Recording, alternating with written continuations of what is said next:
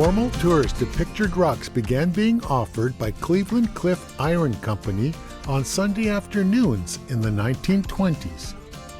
In 1966, pictured rocks became the first national lakeshore in the United States designated by Congress as being of natural and recreational significance as a preserved area.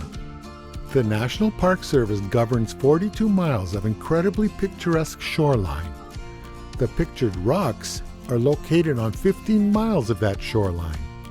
Colorful sandstone cliffs, some reaching up to 200 feet above Lake Superior, have been sculpted over centuries, and the colors were created by leakage of groundwater and springs rich with minerals like iron, copper, and lime. Pictured Rock Cruises, authorized by the National Park Service, operates daily from May through to mid-October. They are located at the City Dock in downtown Munising and offer 3 unique cruises.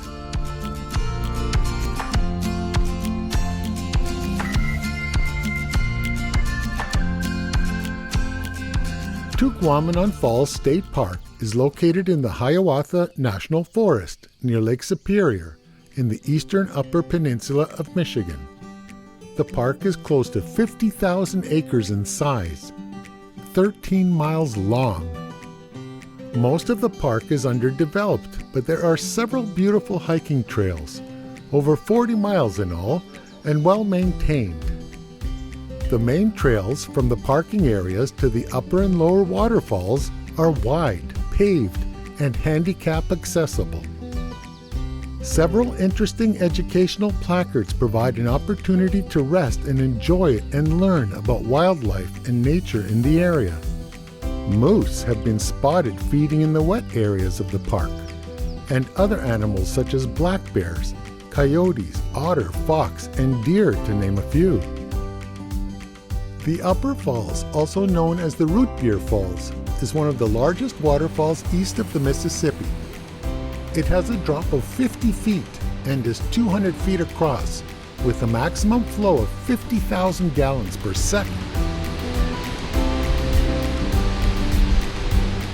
The amber-colored water is caused by tannins, a group of compounds, leached from the cedar, spruce, and hemlock in the swamps that drain into the river.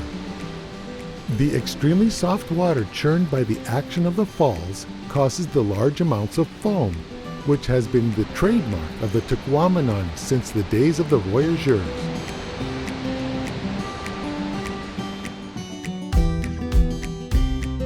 Four miles downstream is the Lower Falls. It has a series of 5 smaller falls cascading around the island and is very accessible. The falls can be viewed from the riverbank or from the island and can be reached by a rowboat rented from the park concession. One of the falls, with its smooth rocky bottom, is utilized as a natural water park.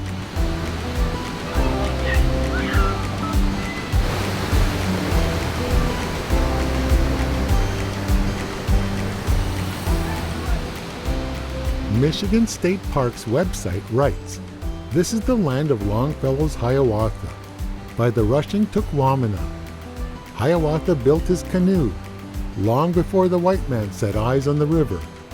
The abundance of fish in its waters and animals along its shores attracted the Ojibwa Indians, who camped, farmed, fished, and trapped along its banks."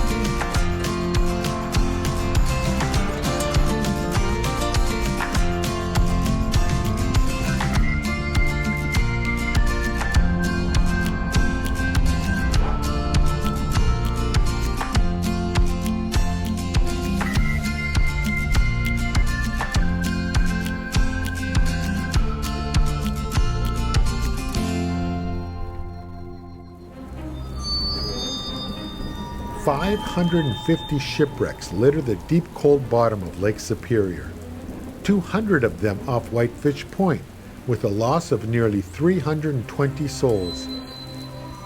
The Graveyard, an 80-mile stretch of coast void of any natural shelter, nowhere to hide. In the late 1800s, watchmen recorded 18 to 20,000 vessels passing by annually on Whitefish Bay.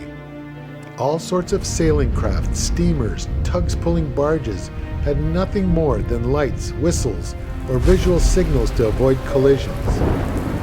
Many were overcome by violent storms that grew and churned over 200 miles of deep open sea.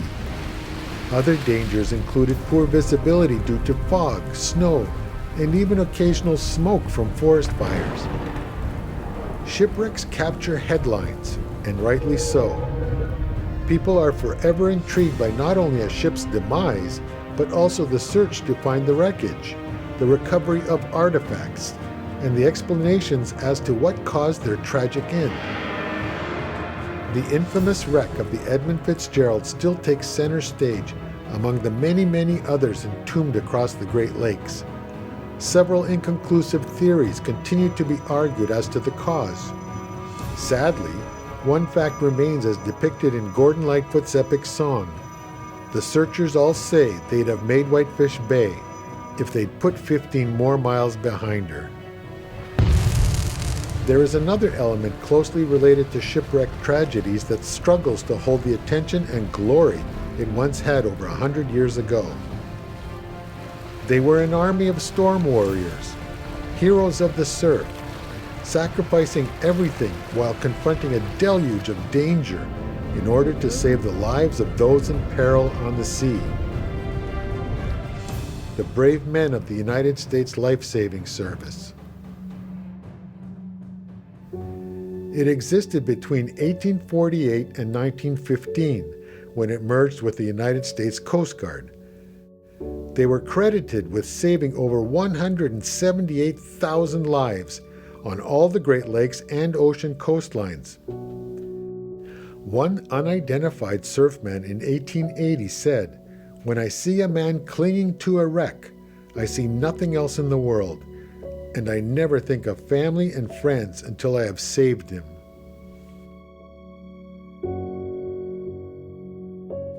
The keeper and surfmen were on constant watch for ships in distress. They manned the lookout tower by day and patrolled miles of beach on foot at night in the worst of weather conditions.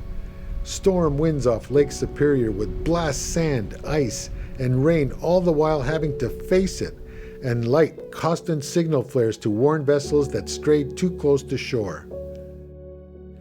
Reverend William Hainstock Law wrote in The Lifesavers on the Great Lakes in 1889, the most trying experience of night patrol was finding a body washed up on the beach. Often wolves could be heard howling in the timber along the shore. That terrifies the dog that they may have with them for company and protection. They keep close to the water and feel safe, knowing that wolves have a dread of water. But it is not so for a dead body. Something has to be done with it, no matter what condition it's in. A man requires nerves of steel to brace up and approach a body lying on the beach in order to ascertain whether it is man or beast, so that he may report to the keeper.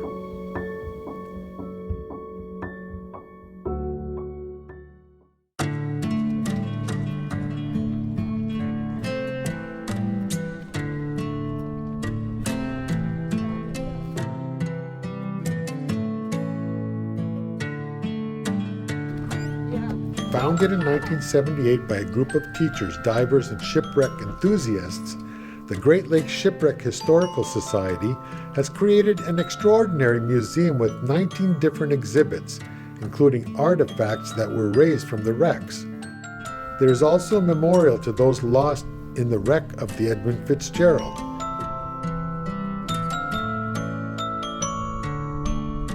The atmosphere within the museum, through creative lighting and a haunting musical din, including the song Wreck of the Edmund Fitzgerald, gives one pause to reflect on what horrors the mariners experienced when foundering in such violent conditions.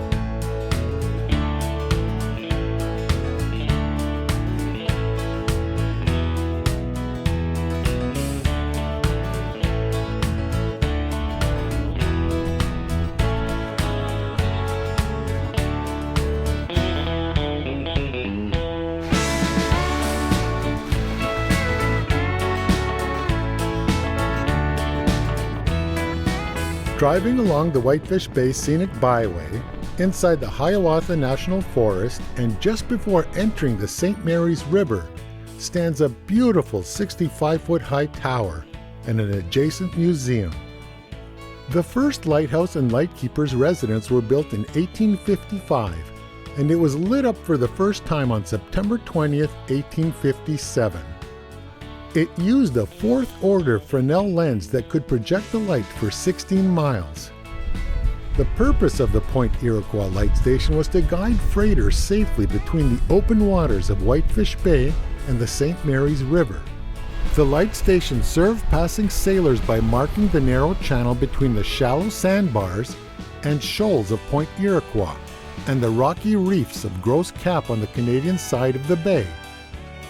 Even with the aid of the light and foghorn at Point Iroquois, ships occasionally foundered in the passage. 16 crewmen lost their lives in the freezing lake when the steamer Myron went down in 1919 during one of the infamous gales of November. After 107 years of service, the light at Point Iroquois became history. It was replaced by an automatic light in the channel off Gross Cap, Ontario. Point Iroquois Light Station was placed on the National Register of Historic Places in 1975.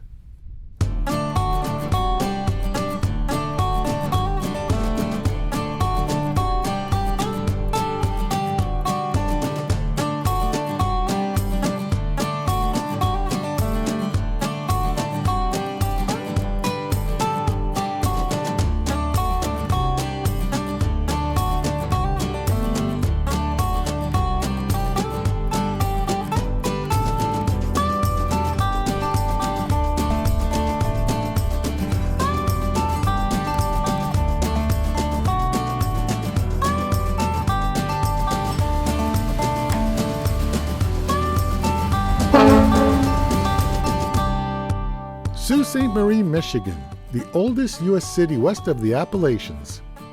350 years old, in fact. For Indigenous people, Sault Ste. Marie and the St. Mary's Rapids have been a spring gathering place for generations. One of the main events was the netting of whitefish for sustenance and trade. The Chippewa are the first peoples, the First Nation, in Sault Ste. Marie. It is a twin city by name to Sault Ste. Marie, Canada, and was separated by the St. Mary's River until the International Bridge was completed in 1962. The three-arch bridge is almost 4.5 kilometers long and is the only fixed link crossing between Canada and the United States within 1,000 kilometers. Affectionately called the linchpin of the Great Lakes by the United States Army Corps of Engineers, the Soo Locks are an engineering marvel with roots dating back to the mid-1800s. It was operated by the state of Michigan until transferred to the U.S. Army in 1881. The first federal lock, the Whitesell Lock, was built in 1881 and was replaced by the MacArthur Lock in 1943, named after General Douglas MacArthur. The current configuration consists of 4 parallel lock chambers, each running east to west, starting at the Michigan shoreline and moving north toward Ontario. The MacArthur Lock is 800 feet long and 80 feet wide. The Poe is 1,200 feet long and 110 feet wide. The Davis Lock and Sabin Lock are both 1,350 feet long and 80 feet wide. Both the Davis and Sabin Lock are being replaced with a new Super Lock currently under construction, with a completion date scheduled for November 2021. With an estimated cost of almost $1 billion, it will be a badly needed backup to the Poe, especially for freighters over 1,000 feet long. This image is an artist rendition that illustrates what it might look like when it's finished. Thanks to the Soo Locks, freighters over 1,000 feet in length can traverse freely along the St. Mary's River all the way from Duluth, Minnesota, outward into the Atlantic Ocean and beyond. It takes freighters about 9 hours to pass through the 63-mile-long St. Mary's River, navigating a series of tight turns. Roughly 7,000 vessels pass through the locks yearly, hauling nearly 86 million tons of cargo. There is a 21-foot difference between Lake Superior and Huron, and it takes 22 million gallons of water to lift or lower a boat. The Soo locks have no pumps and are gravity-fed. Also on the grounds, the historic 1899 U.S. Weather Bureau building houses the administrative office, home of the Great Lakes Shipwreck Historical Society. Open year-round, the building offers a public exhibit, museum store, sales area, and access to the Shipwreck Society's noted Great Lakes images and papers collection. Just a few minutes from the locks is the museum ship Valley Camp. In its working days, the Valley Camp logged over 3 million miles over its 49 years of service. The 20,000 square foot cargo holds that once held freight are now filled with hundreds of artifacts, paintings, shipwreck items, and exhibits related to maritime history. It is one of 2 floating oarboat museums on Lake Superior, the other being the newly refurbished SS William A. Irvin, moored at Duluth. The Soo locks in Michigan are a major tourist attraction, but you can't forget the downtown area as well. Perhaps most unique to downtown Sault Ste. Marie is the concentration of seasonal tourist shops focused along Portage Avenue. It serves up to 500,000 tourists every year. There are historic churches nearby dating back to the 1800s. There are also historic Water Street homes, museums, and programming by performers and artisans. There's a farmer's market, and the Shipwreck Society, and much, much more. Technically, this Lake Superior Circle Tour video series has completed the 1,300-mile journey. In fact, it has been closer to 2,500 miles with all the sidebar trips and loops. Anyone would naturally feel some euphoria having gone around the entire lake. But for this Circle Tour video series, it somehow felt incomplete. Gratifying, mind you, but difficult to consider breaking off and returning to home base. So, the Lake Superior Circle Tour video series will re-enter Canada to explore a few more special features just off the Algoma coast of Lake Superior, and as a finale, a historical and current-day epilogue related to the majesty and lure of Gitchagumi. Stay tuned and safe travels.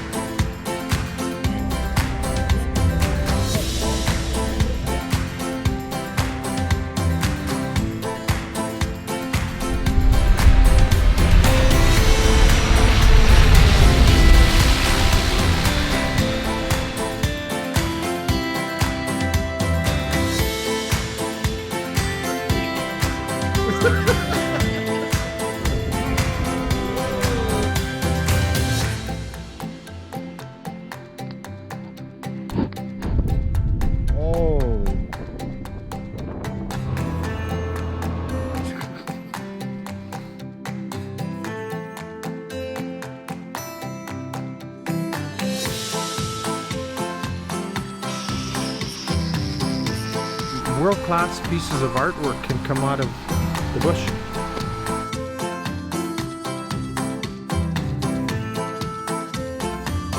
They're here and they're gone.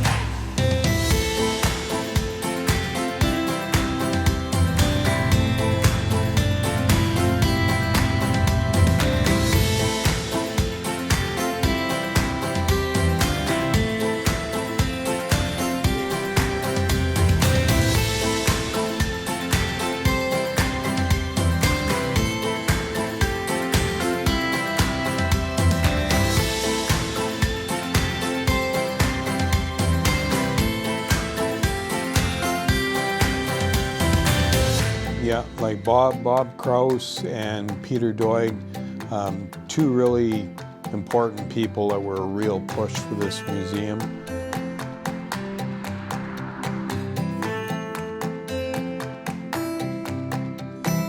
I wanted to raise my family here, small town, close to my family.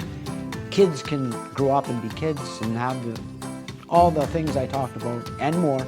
Fishing, hunting, swimming, everything.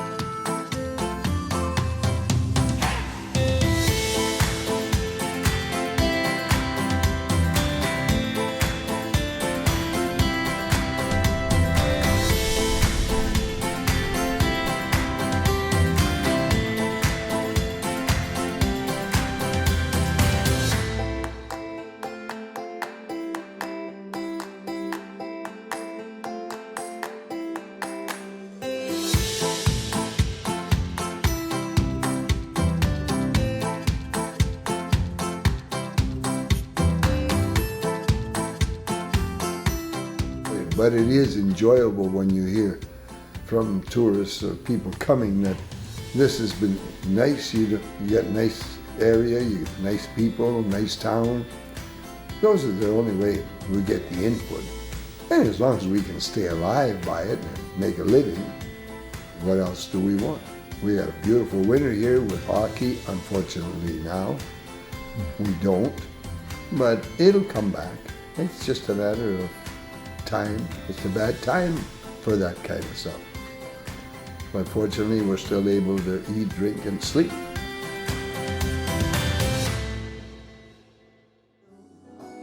Let go of your hesitation, and it won't hurt a bit.